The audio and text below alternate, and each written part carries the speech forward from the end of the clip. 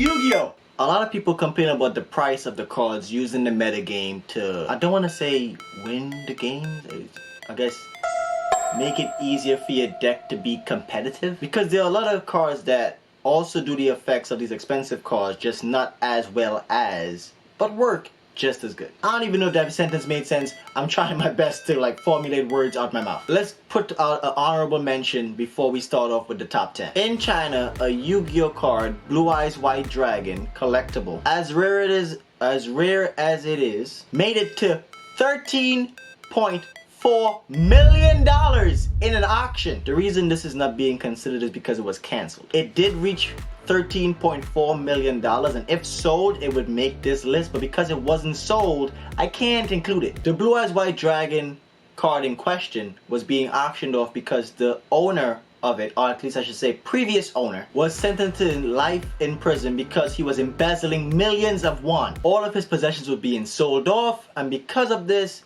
the Yu-Gi-Oh card that was in question was among them. How I gauge the value of something is how much you could possibly sell something for, not how much it could be worth. I could own a one-of-a-kind item and gauge it at $1 billion. If you don't buy it and nobody else is trying to buy it at $1 billion, trust and believe that item is not worth $1 billion.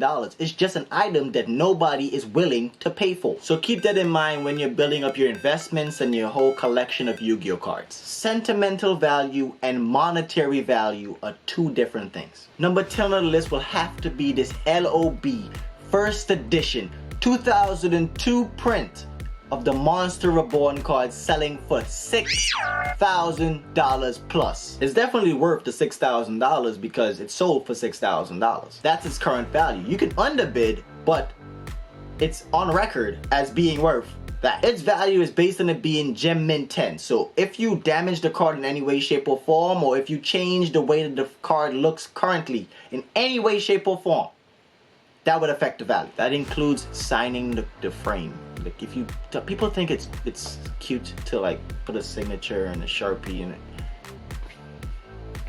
You're devaluing the item. The slab must be clean. Same exact set. LOB 2002 print. Exodia, the Forbidden One, selling for over $8,000. Or was it exactly $8,000? I'll update it while I'm editing.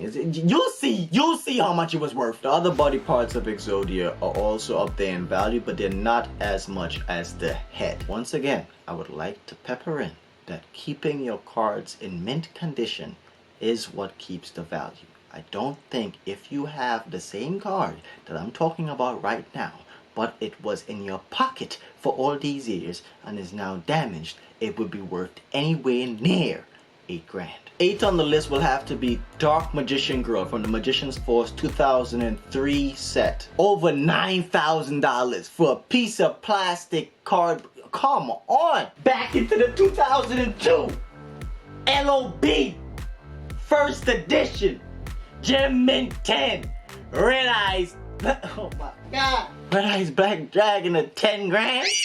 $10,000?